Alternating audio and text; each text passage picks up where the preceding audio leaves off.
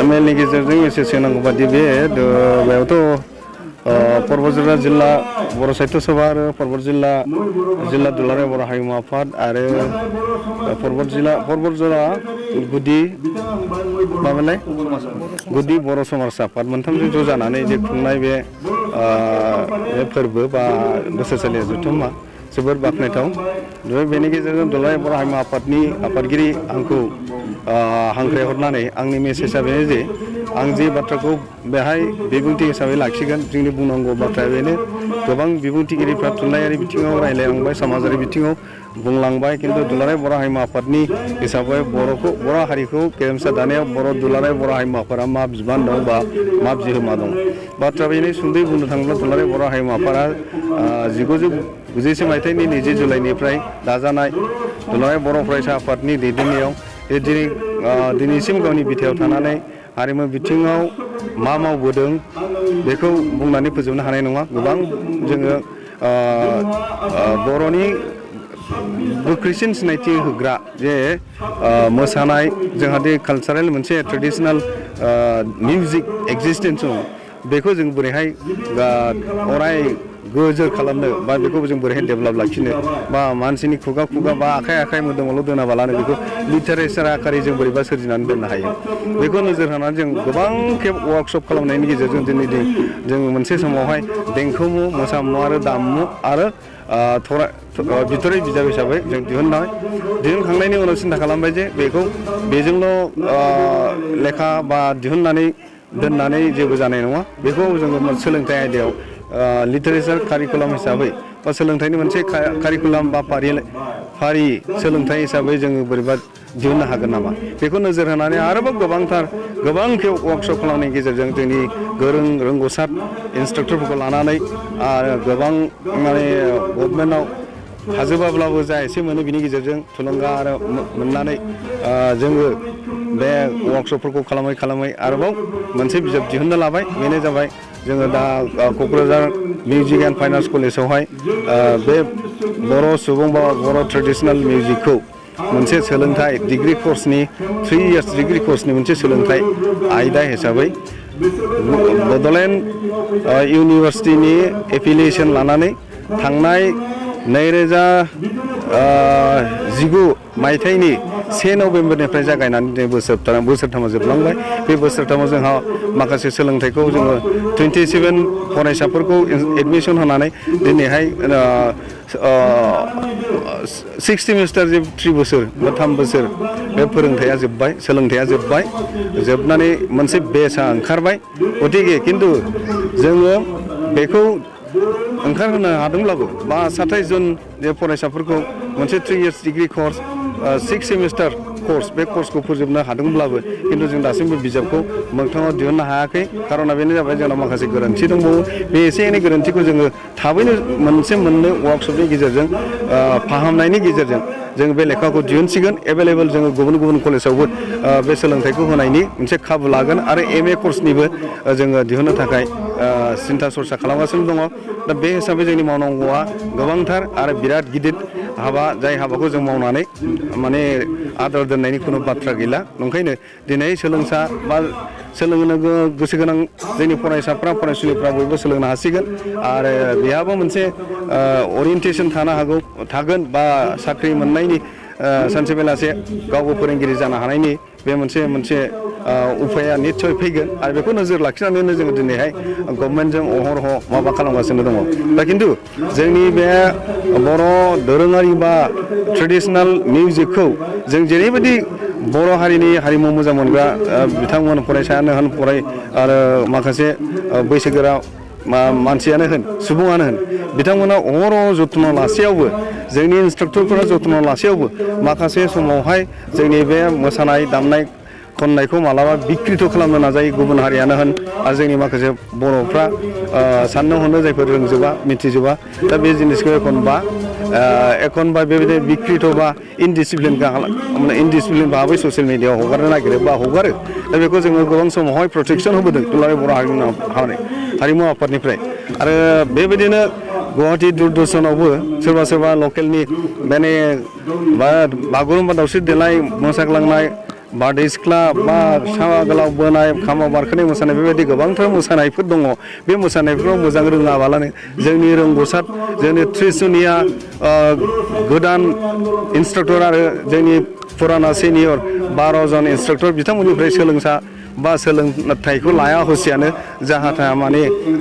मा होनो फोरोंनाय बा बहाबा दिन्थिफुंनाया गोरोन्थि जायो दा बेफोर गोरोन्थिखौ जों माब्लाबा आसि खोन्थानानै बिथांमोनखौ लेंहरनानै थायावनो जों बुजिनानै सोंखारिनायनि गेजेरजों बिथांमोनखौ जों बुजायदों खिन्थु नै दाखालिसो थांनाय मोनसे गोनांथार बाथ्रा बे जाबाय एनटिपिसि सालिखाथियावहाय नर्थ इस्ट फेस्टिभेल मोनसे बेसेबा गिदिर फोरबो जानानै थांदोंमोन दा बेवहाय दानिया सालाकाथिया बेसे गोजान क'क्राझारनि बियो बड'लेण्डनि मोनसे उथुमाय नङा होमबा दा बेवहाय नर्थ इस्ट फेस्टिभेल बायदि मोनसे एफा गिदिर माने फोरबोआवहाय बर' मोनसे आफाद बा बबेबा मोनसे मोसाग्रा ग्रुपखौ नागिरनानै मोनाखै मोनैया बिराद दुखुनांथाव जादों दा बेखौ बिसोरो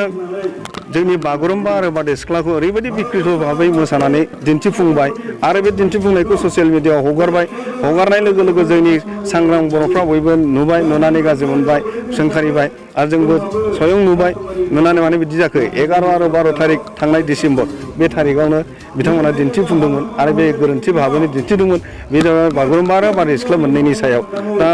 बिथांमोना फिउजन खालामनानै दिन्थिदों नंगौ खिन्थु एक्सट्रायै सेपारेटलि जोंनि बागुरुम्बा आरो बारदै सिख्लाखौ बिथांमोना एकदम जोंहा जेराव बाइन्डिं मोनसे कस्टिउम दं बाइन्डिं मोनसे जोंहा ट्रेडिसनेल मिउजिकेल इन्सट्रुमेन्ट दङ बाइन्डिं मोनसे जोंहा लिरिक्स दं बे लिरिक्स आरो माने कस्टिउम ओमफ्राय जोंनि ट्रेडिसनेल मिउजिकेल इन्सट्रुमेन्ट बे मिउजिकेल इन्सट्रुमेन्टफोरखौ रैखा खालामाबानो पालन खालामाबालानो मेनटेन खालामा हसिया आरो लिरिक्स गैयाजासे बिथांमोना बिकृत भाबै मोसाहोनानै दिन्थिफुंनायनि थाखाय जोङो सोंखारिदों ओमफ्राय बेखौ प्रेस मिट खालामनायनि गेजेरजोंबो जों माबादों उनावहाय जोङो ससियेल मिडियाआव ओंखारबाय नालाय जों उफाय गैया रायज्लायनानैबो समाधान जाला नंखायनो जों मा खालामबाय थांनानै जोङो थानायावहाय आं आफादगिरि जानानै आंनि नामावनो मोनसे केस होनाय जादों केसखौ सोरनि सायाव होनाय जाखो बाहाय सालाकाथियाव बे नर्थ इस्ट फेस्टिभेलावहाय गुवाहाटीनि सासे दिलीप हिरा होननाय बे दिलीप हिरा बिथाङानो गावनि मोनसे मा होनो बेखौ मोनसे कमार्शियेल पार्टि दंमोन बे पार्टिनि जानानै बिथाङा दिन्थिफुंदोंमोन आरो जाय हक केस होखांनायनि उनावहाय असिएफ कन्टेक्ट खालामनायनि गेजेरजों जोंखौ रायलायबाय जोंनिफ्राय एप्रिसिएसन लाबाय जों बुजायबाय बिथाङा मोजां बुजिबाय आरो बिथाङा जोंनि जायफोर दायनिगिरि बिथांमोनखौ लेंहरनानै बुजायबाय आरो जोंजों मुखामुखि खालामहोबाय रायज्लायबाय जों सोंखारिनो मोनबाय आरो बेनिफ्राय सासे दायनिगिरि जायखौ दिलीप हिरा बेखौ गुवाहाटीनिफ्राय लेंहरनानै दाखालि जोंजों रायलायहोबाय मोगा मोगि जाहोबाय दा बिथाङा जों रायलायनायाव जों सोंखारिनायाव जों बुंनायाव गासैबो खेमा बिबाय माने गावनि भुलखौ सिखार जानानै जे नोंसोर जेरै लुबैदों बेखौनो जोङो लिरनानै होसिगोन आरो ओमफ्राय बुंनानै होसिगोन जों बुंबाय लिरनानैल' जानाय नङा प्रेस मिटआवहाय जोंजों लोगोसे थानानैनो स्पष्ट खरन होनांगोन आरो खेमा बिनांगोन अब्लानो जों सेटिसफाइड होननानै बुंबाय गतिके बेखौ माब्ला खालामनो दिनै खालामना गाबोन खालामनो होननानै दा मोनसे थारिख लाबाय जों 20 तारिख माने गाबोन जोङो मोनसे प्रेस मिटनि गेजेरजों दुलाराय बर' हारिमु आफाद आरो थानानि असि साराबो थाफानायनि बाथ्रामोन दा बिथांमोन जायफोर भुल मावग्रा बिथांमोन थाबाय बिथांमोना जोंनि सिगाङाव प्रेस मिटनि गेजेरजोंहाय गाबोन बे डिक्लेरेसनखौ होसिगोन जे गाव बे भुल मावदोंमोन आरो बे भुलखौ जिन्दगि आरो इयुन फैगौ दिनफोराव मावनाय नंलिया बेखौ बिथाङा प्रमिस लागोन गतिके बे मोनसे जोंनि गिदिरथार खामानि जाथिनि थाखाय माने बेखौ मोजां मोनदों गाज्रि मोनदों बे जाथिनि जोंनि बर' हारिनि बाथ्रा खिन्थु जों बेखौ दुलाराय बर' हारिमु आफादनिफ्राय गिदिरथार मोनसे माने आगान बा होबथानाय होननानै जोङो साननानै लायो मानोना गोबां समाव गुबुन हारिफ्रा जोंनि माबाखौ जोंनि मोसानाय दामनाय मुसुरनायफोरखौ जोंनि ट्रेडिसनेल आयदायावहाय गोबांखौ गावसोरनो रोंजोबा हसिया जानला मानला खालामनानै गावसोरनि मानसिनो दिन्थिनानै एकदम बिकृत खालामनायखौ जों गोबां समाव नुबोदों दा खिन्थु नैबे मोनसे डिक्लेरेसन गेजेरजों खेंफोरथिनि गेजेरजों निस्सय बिसोरो साफ्रोमबो बर'आनो होन हारसायानो सांग्रां जागोन होननानै जों मिजिंथिदों बेखिनिखौनो आं बुंनानै फोजोबबाय गोजोन्थों जों जे लुबैदों साननाय हनायनि गेजेरजों मोनसे गोलाव माबा 52 नाम्बार्सनि मोनसे चार्ट अफ डिमान्ड होदों डिमान्ड माने मेम'रेन्डाम बे मेम'रेन्डामनि गेजेराव प्रायरिटि बेसिसै जोंहा न' गैया बे न'खौ जोङो लुफुंनाय आरो बेनिफ्राय जोंनो अफिस एसेट आरो बेनिफ्राय माने डिस्ट्रिक्ट वाइसआवहाय माबा लुफुंनाय इन्सटिटिउसन लुफुंनाय बा जोंनि कमिउनिटि